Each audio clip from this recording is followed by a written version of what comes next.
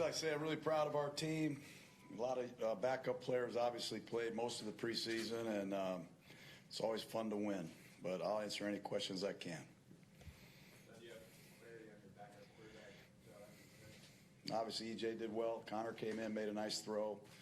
We'll take a look at the tape. We'll see what happens in the next couple of days. But I was really pleased with the way EJ came in here tonight, and he was a captain, and I thought he asserted himself through the ball well and moved the team.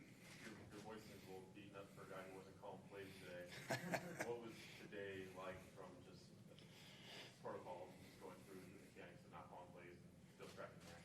Well, I still contributed. I mean, it wasn't like I was just standing down there not knowing what was happening.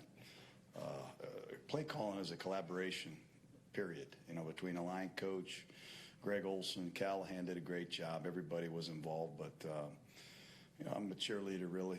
This is the last game for some players, and we want to give everybody an opportunity to showcase their stuff, force us into some tough decisions. Keon Hatcher, what can you say about that kid?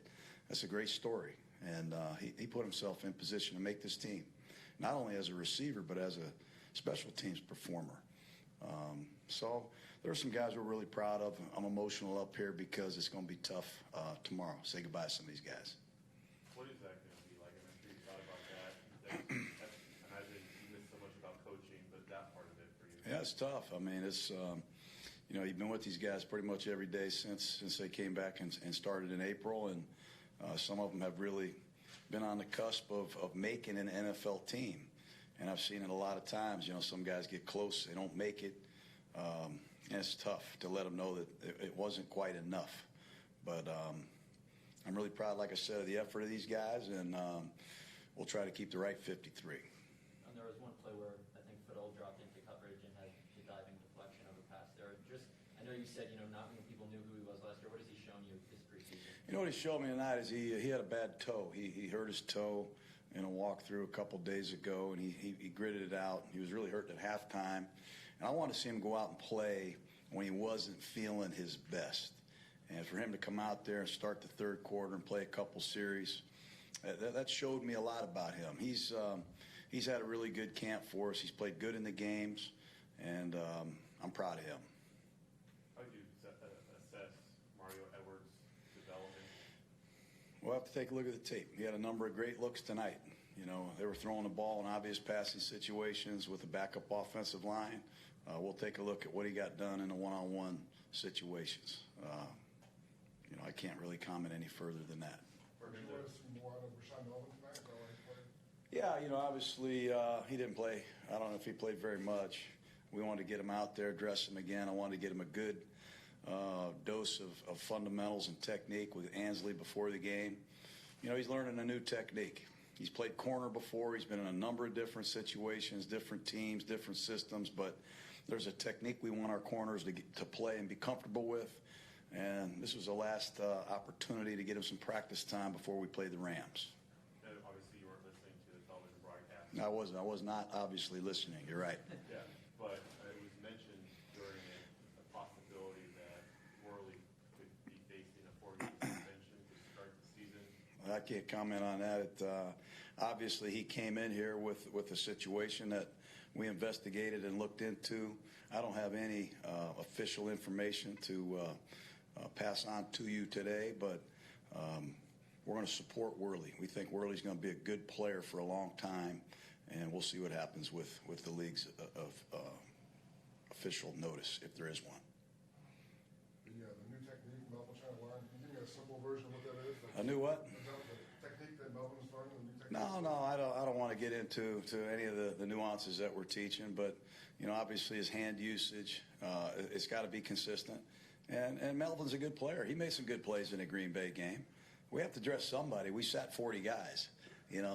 Somebody had to dress tonight, and he didn't play very much. Jalen Richard dressed. I didn't want to play him. But just in case you need guys, you have to be able to finish this game. So I don't want you to read too much into that. Are you happy with the work and progress that your team has made from the start of camp? How do we all know? I mean, when you really look at 4 games, how much have you really seen Derek Carr play? How much have you seen the number one defense play? I'm watching the Rams today. They didn't play one play the whole preseason. So, and that's what I'm looking at. I think coming out of training camp healthy, coming out of training camp with a few wins is always nice. But coming out of training camp healthy, feeling like, you know what, we've seen some guys develop, young players. We're proud of our draft class. I thought our draft class did well. We've already talked about Fadal Brown and Chris Warren and some other young players. Hatcher tonight. I'm proud of that. That's all we can do is develop the guys that are playing. We see the guys that you don't see. So I like where we're going. We got a long way to go, but I do like the direction that we're headed. Going into tonight, what did you assess from Mario Edwards, just kind of away from tonight's film without having a chance to look at it? He's in a competitive situation. This is a competitive situation. We trying to find a spot for him. We brought in 2 inside pass rushers. Can he be the 3 technique? Can he be a 6 technique? Is he a base end? Is he an open side end? He's got a lot of versatility. We'll look at the tape. He's in a competitive situation, and we'll have to let you know here in the next day or so what we're going to do.